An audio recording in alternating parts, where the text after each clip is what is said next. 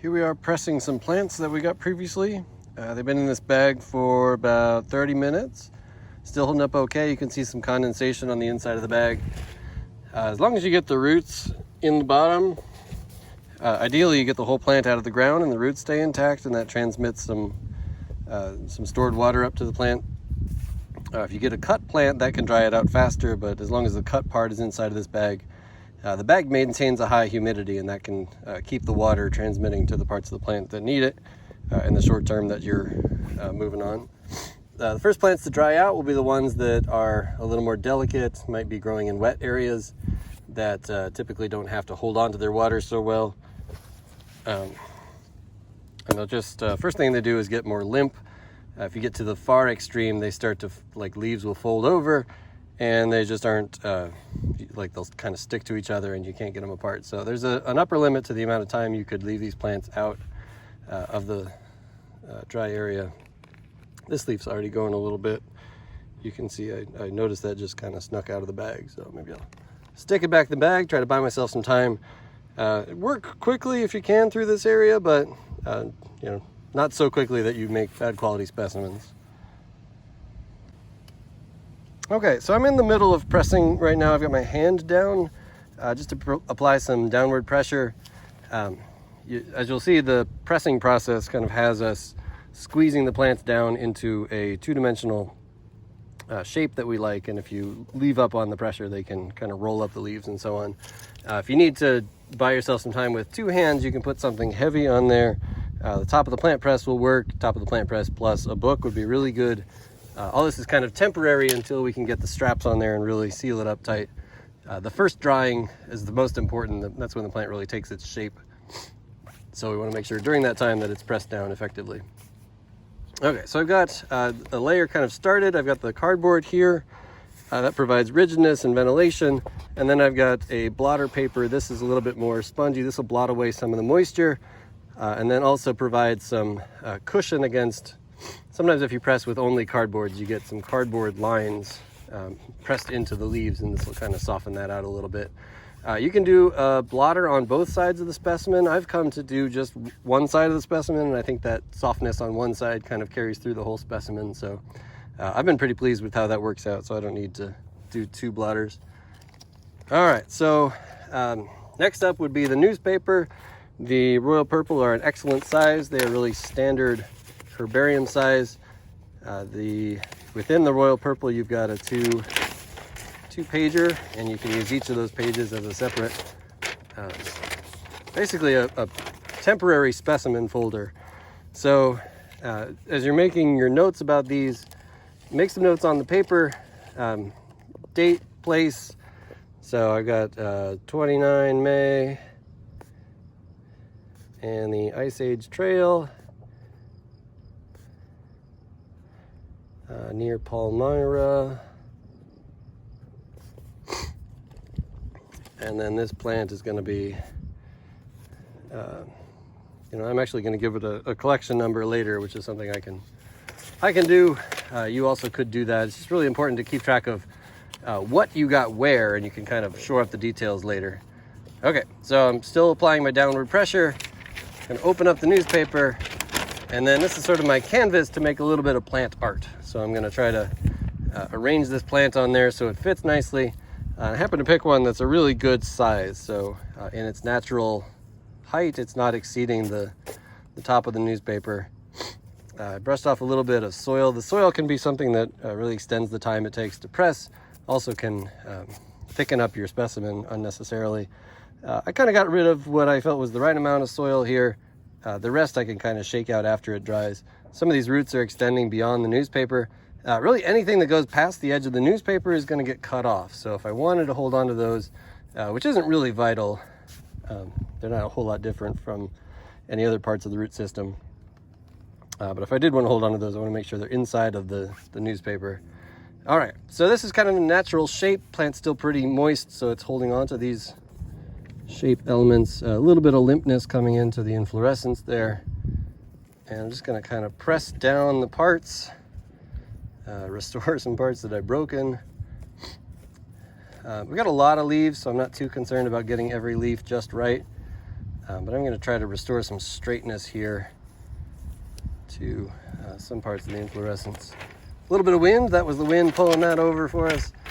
Wind is really, it's like a Murphy's Law to wind while you're pressing plant specimens. This guarantees the wind's going to whip up right as you're doing this. Okay, so I got it in there. I noticed nothing sticking out through the edges, and I'm going to start my next layer. So another blotter there, or cardboard, and then blotter. I've got a lot of practice, so I can do this by myself, two-handed. If you have a partner or a willing family member to help you out with this, it goes a little bit faster, but it's also something you probably could get used to doing on your own. Should be able to. All right, so I'm cheating a little bit. I'm not writing the names of every plant specimen on these as I'm putting them in. I trust that I'm going to put this press into the dryer with all the plants that I got today from the same place. So it's going to kind of keep that all in stock. All right, so this one was a cutting from a raspberry plant. And I'm going to spread it out a little bit. It's drying out a fair amount. There's our wind, as promised. It's good to show you me doing this in the wind, eh? All right, so we want some pointing each direction. I'm getting a little upset with this. So I'm going to try to play with the wind and let it blow it open in the direction I have the sheet open. A little bit, maybe coming in a little bit long. I'm going to see what I can do here. So some leaves going to be showing the upper surface, some showing the lower surface. That's just kind of naturally shaken out that way. If it doesn't come out naturally, you want to make an effort to point your leaves in at least one in each direction, so people can judge from your specimen what the upper and lower leaf surfaces look like. So this being a woody specimen, I could forego that bit at the far end, although I do like the look of it. It kind of has a early season leaf arrangement attached on there. So I think I'm just gonna make it this way and go with that. A little bit of stuff sticking out along the edges, and try to fold those leaves in as I can. We'll see. You know, there's professional grade specimen, and then there's all manner of specimen all the way down to minimal quality. Not everybody hits a home run every time. All right, gonna learn my lesson and put this one with the wind this time. So I just have a bag of specimens that I got all from the same place, so I'm just kind of grabbing them as they come up near the top. Next up, Canada Mayflower. This one's got only 2 leaves per plant, so this is one I'm going to have to make an extra effort to put the leaves over to the upside down position. In this case, this is a small plant, so 2 of these are really going to fill the space. You could press just one, but it's kind of a waste of herbarium specimen if you're only showing a little bit of your space filled with plants. So if you get small plants, go ahead and take a couple or more so that you can fill up all the space that you need. So I'm going to put them in kind of haphazard sideways right now and trust that I can solve this on the back end.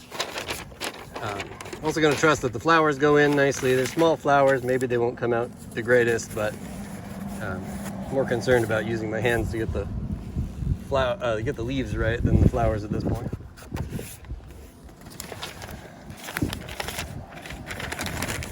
All right, so do one more for you, just whatever comes out next, and it's a gallium. All right, so I got a couple of these. This plant is notoriously sticky. If you have friends in the woods, you can throw this at them and it'll stick it to their clothing. Also means that it sticks to itself awful well. I got 2 of these. You know, I think maybe one will do it. Kind of an really interesting plant. It's rooted by this little bit down here, and that little root carries the water to the whole plant. All right, this one suffered a little bit from drying out. We'll try to make it look pretty. All right, we're going in. Wish us luck. There's a flower popping out the top.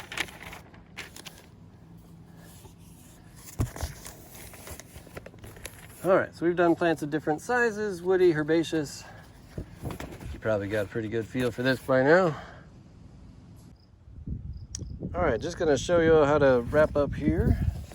I've got some leftover supplies.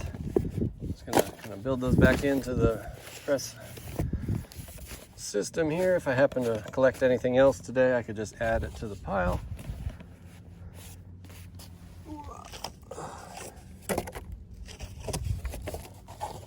Nice to wrap up with the cardboards on top for a little bit extra rigidity. The whole thing's pretty spongy pushing down on it, so I've had downward pressure on the whole time. As I unpack this, I left the bottom straps intact, around the bottom I should say. And so now I can just kind of weave them back over and pull those on to tighten. So a little bit of a preliminary tighten. And a little bit more.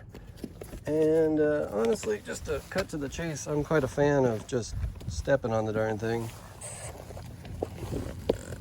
Pull those tight. These grip pretty well on their own. And there you have a press. If you wanted to, if you had access to it over the next few days, you'd want to tighten that press every day. It loses a lot of moisture, and that can cause it to become flatter, and if you keep flattening it, that'll keep a little bit of secondary curling up on those leaves from happening.